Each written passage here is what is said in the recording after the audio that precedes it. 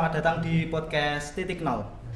Bareng aku, Haris, kita bakal ngobrol santai tapi isinya tetap berbobot tentang dunia perkuliahan, skill penting dan hal-hal yang seringkali nggak diajarin di kelas.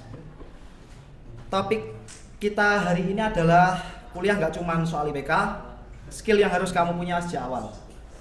Dan hari ini aku nggak sendirian, ditemani dengan dua bintang tamu kita, yaitu Mei dan Nai. Halo Mei, halo Nai. Selamat datang di podcastku. Gimana perasaan kalian di sini? Halo Karis, wah seneng banget sih aku bisa gabung bareng kalian di sini. Aku juga seneng banget nih, ya excited banget soalnya pembahasan kita kali ini tuh ya relate banget sama kehidupan kampus dan aku sebagai mahasiswa sekarang ini. Nah, boleh nih kalian memperkenalkan diri biar para penonton bisa kenal pada kalian. Oke, boleh banget dong buat para penonton. Hai, saya Naila Alifia Jasmine Rangeli dari Prodi Pemasaran Digital Politeknik Negeri Madiun. Halo semua, aku Mei Faizatul. Sebelumnya aku juga satu prodi sama Naila. Oke, kita mulai dari pertanyaan klasik tapi penting. Menurut kalian IPK itu penting nggak sih? Kalau menurut aku sih penting ya, itu aku juga masih ngejar IPK yang tinggi itu. Itu kayak semacam modal awal lah buat semua mahasiswa. Tapi ya jangan IPK itu dijadikan satu-satunya patokan. Nah, setuju banget. IPK tuh kalau diibaratin sebuah ruangan tuh cuma kayak sekedar pintu depannya, bukan soal dalam ruangannya. Jadi IPK tuh kayak sekedar cover kita, bukan tentang apa sih yang ada di dalam diri kita. Jadi kita tetap harus ngelatih diri kita dengan soft skill yang nggak kita dapat di kampus. Tuh kan.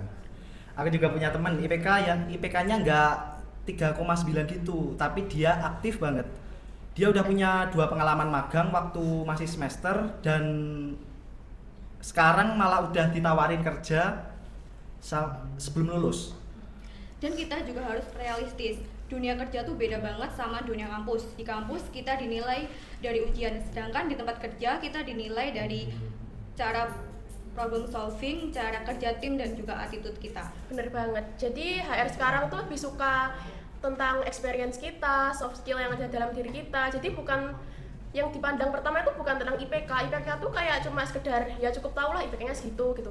Jadi makanya tuh kayak sejak awal kuliah, sejak jadi maba harus tetap melatih soft skill kayak dengan ikut lomba, pelatihan, bisa ikut ormawa, nulis-nulis di blog biar bisa nambah porto. Jadi bukan soal IPK atau skill, tapi IPK dan skill keduanya perlu kayak bersambungan gitu. Tapi jangan cuma satu yang diasah. Iya, benar banget. Nah, sekarang kita masuk ke skill yang pertama, komunikasi. Menurut kalian kenapa ini penting banget? Komunikasi itu udah kayak skill dasarnya manusia. Kan secara manusia tuh makhluk sosial, jadi tetap butuh bantuan orang lain, gak bisa hidup sendiri. Jadi kita tetap harus bisa komunikasiin apa sih karepe kita gitu biar orang lain tahu. Jadi misal kayak kita punya ide, kalau kita nggak bisa nyampein ke orang lain tuh kayak ya nihil, orang lain nggak bakal tahu. Entah itu ide seremeh apapun, kalau kita nggak bisa nyampeinnya tuh tetap orang lain nggak bakal paham. Jadi komunikasi tuh kayak penting banget, entah itu di presentasi, kelompok, komunikasi dengan teman-teman kelas, keluarga, apapun itu tetap butuh komunikasi. Dan bukan cara ngomong ya, tapi soal dengerin. Banyak orang yang bisa ngomong panjang lebar, tapi dia nggak bisa dengerin atau nangkep maksud dari omongan orang lain. Mungkin pengalaman yang bikin kalian ngerasa, wah, gua harus belajar komunikasi deh. Kalau aku itu waktu jadi koordinator acara, aku kan kasih instruksi via chat group. Aku kira semuanya itu udah paham, ternyata masih banyak yang nggak paham. Dari situ aku belajar bahwa kita itu nggak cuma kasih instruksi tapi juga harus konfirmasi apakah orang-orang itu paham atau belum. Nah, aku juga punya cerita nih, kan waktu itu pernah ikut lomba ide bisnis gitu. Aku kayak terlalu semangat buat pitching ke jurinya, tapi karena terlalu cepet jadinya tuh nggak sistematis, malah bikin para jurinya bingung. Padahal idenya tuh udah bener-bener aku siapin sampai mateng. Jadi kayak selain kita harus punya skill komunikasi, kita tetap harus bisa strukturin ide waktu buat ngomong, timing buat ngomongnya biar pas gitu. Berarti komunikasi itu bukan bakat ya, tapi skill yang dilatih terus-menerus gitu loh. Iya, bener. Bener banget. Kalau kita ada waktu luang, coba deh ikut jadi MC di acara atau ikut kelas public speaking. Karena itu bisa nambah skill kita di bidang komunikasi. Oke, next. Skill kedua kerja tim. Eh, ini nih sering banget jadi drama tersendiri ya kan? Setuju? Iya, setuju banget. Itu tuh kayak kan di kampus tuh sering ada kegiatan, banyak banget mahasiswa yang kadang kita nggak kenal atau baru kenal. Jadi kayak kita punya beda gaya kerja, beda ritme yang akhirnya bikin tabrakan, bikin debat dan lain sebagainya. Bener banget. Ada yang kerjanya cepat, ada yang perlu waktu buat mikir. Jadi setiap orang itu butuh waktu yang berbeda-beda untuk menangkap maksud dari tugas itu. Pernah nggak sih kalian mikir pengalaman kerja tim yang bikin kalian mikir teamwork itu nggak segampang teorinya? Oh, aku sih pernah ya, di suatu organisasi itu ada anggota yang tadinya aktif, terus tiba-tiba dia nggak aktif. Setelah diajak ngobrol secara personal, ternyata dia itu lagi ada masalah keluarga.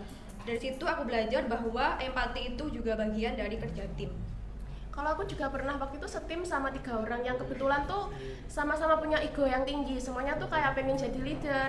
Yang awalnya debat terus, berantem, akhirnya kita duduk bareng-bareng ya kayak mikir, ini kalau gini terus kan nggak bakal jalan ya. Akhirnya kita bikin kesepakatan, kita bagi tugas sesuai dengan apa sih kekuatannya masing-masing, sesuai dengan skillnya masing-masing, baru dia bisa jalan kelompoknya. Jadi kerja tim itu soal komunikasi, toleransi, dan saling percaya. Ya benar banget. Oke, kita masuk ke skill yang ketiga yang nggak kalah penting apalagi buat kalian yang kuliah di jurusan kayak pemasaran digital, yaitu creative thinking. Nah, banyak orang yang masih mikir kalau kreativitas itu cuman urusan anak desain. Kan banyak ya yang mikir kreativitas itu bukan jurusan ini gitu loh. Nah, kalian setuju nggak? Wah, kalau menurut aku pribadi sih nggak banget ya, karena justru di program studi ini tuh kayak creative thinking tuh jadi nyawa utama kita. Kita tetap harus mikir gimana sih caranya biar pesan bisa sampai ke audiens, biar audiens bisa paham apa sih maksud kita, terus gimana cara bikin konten yang masih orisinil, yang relate tapi tetap beda dari yang lainnya. Apalagi sekarang platform media sosial itu berkembang cepat banget. Kita sebagai anak pemasaran digital dituntut untuk kreatif setiap hari, dari bikin copywriting sampai bikin iklan yang gak ngilangin ciri khas dari brand itu sendiri. Tips dong buat teman-teman mahasiswa, terutama yang jurusan pemasaran digital, buat ngelatih creative thinking sehari-hari. Kalau dari aku sih yang pertama banyak cari referensi, buka Pinterest atau TikTok, atau dengan lihat iklan dari brand-brand besar. Tapi jangan cuma nonton, dan kita perlu analisis kenapa sih konten ini bisa menarik. Nah, ada juga tuh kayak kita latihan mikir dari ide-ide kecil. Semisal kita lihat produk air ini, kita kalau jadi tim marketingnya, kita mikir kayak ini gimana ya cara campaign-nya, gimana cara masarinnya biar orang-orang tuh bisa mengenal produk kita. Dan yang ketiga, sering diskusi. Ide itu bakal muncul kalau tabrakan sama ide lain. Kita bisa nih, kalau ada waktu luang kita saling tukar ide bareng teman untuk masah otak. Mungkin aku juga pernah baca sih, salah satu cara melatih kreativitas itu justru dengan keluar dari rutinitas. Dan banget kita bisa ganti suasana, kayak cari tempat yang nyaman, jalan kaki sore, atau bahkan traveling. Karena otak kita itu akan lebih kreatif kalau dikasih stimulus yang baru. Dan yang paling penting tuh jangan pernah buat takut mencoba dan jangan pernah buat takut gagal. Karena kadang tuh ide yang paling baik itu justru muncul setelah beberapa kegagalan. Jadi trial, error, kegagalan itu merupakan bagian dari proses. Oke, jadi simpulannya kan creative thinking itu bukan cuman buat anak desain atau seni, tapi berlaku di semua prodi seperti pemasaran digital. Dan itu bisa dilatih lewat eksplorasi, diskusi, trial and error. Keberanian buat beda gitu. Ya benar banget, dan jangan nunggu inspirasi itu jatuh dari langit, karena inspirasi itu muncul ketika kita mulai gerak. Lanjut ke skill yang berikutnya ya, yang sering bikin kita stres atau problem solving. Pernah nggak sih kalian stuck banget sama satu masalah gitu? Pernah, waktu itu aku pernah pas Hamin satu acara, tiba-tiba vendor ngebatalin gitu aja. Ya tim kita itu panik, tapi akhirnya kita kayak tenangin diri, kita cari vendor baru, akhirnya kelar dalam waktu singkat. Jadi intinya tuh kayak kita jangan panik dulu, kita tenang, mikir terus baru gerak. Jadi bukan soal jenius ya, tapi bisa tenang gitu. Iya. Bener banget, karena problem solving itu bukan tahu semua jawaban, tapi tahu gimana kita nyari jawabannya. Dan biasanya solusi muncul itu pas kita kayak tanya ke diri sendiri tuh, sebenarnya inti masalah ini tuh apaan sih? Terus aku juga kadang cari validasi ke orang lain, cerita ke teman, sahabat, atau kadang orang tua, biar dapat perspektif baru dan diingatkan juga kenapa sih aku nggak usah nyerah. Nah, ada tips nggak sih biar kita itu nggak gampang nyerah gitu? Kalau dari aku sih, selesaiin masalah yang kecil-kecil dulu agar masalah itu nggak numpuk dan jadi beban lagi buat kita.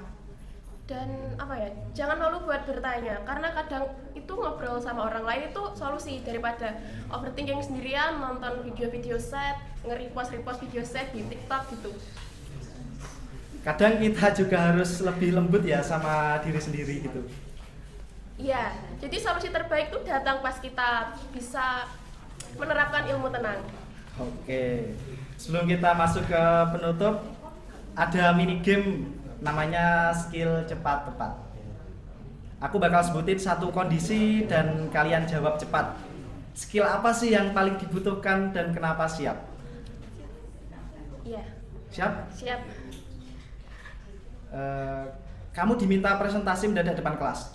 Skill komunikasi kita harus tetap improvisasi dan tetap tenang. Setuju banget. Jadi plus kita harus punya pola berpikir cepat biar presentasinya bisa disampaikan dengan jelas. 2. Tim kamu berantem karena beda pendapat.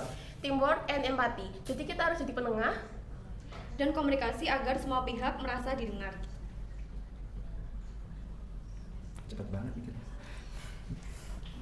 Gak kerasa kita udah ngobrol lama banget dan seru banget. Sebelum ditutup, satu pesan terakhir dong buat teman-teman mahasiswa prodi pemasaran digital yang baru ini. Kalau saran dari aku sih, jangan nunggu sempurna buat mulai. Coba deh ikut organisasi atau nulis di blog atau coba magang. Karena skill itu dibangun dari nyoba, bukan dari kita nunggu. Dan kalau dari aku tuh jangan ngerasa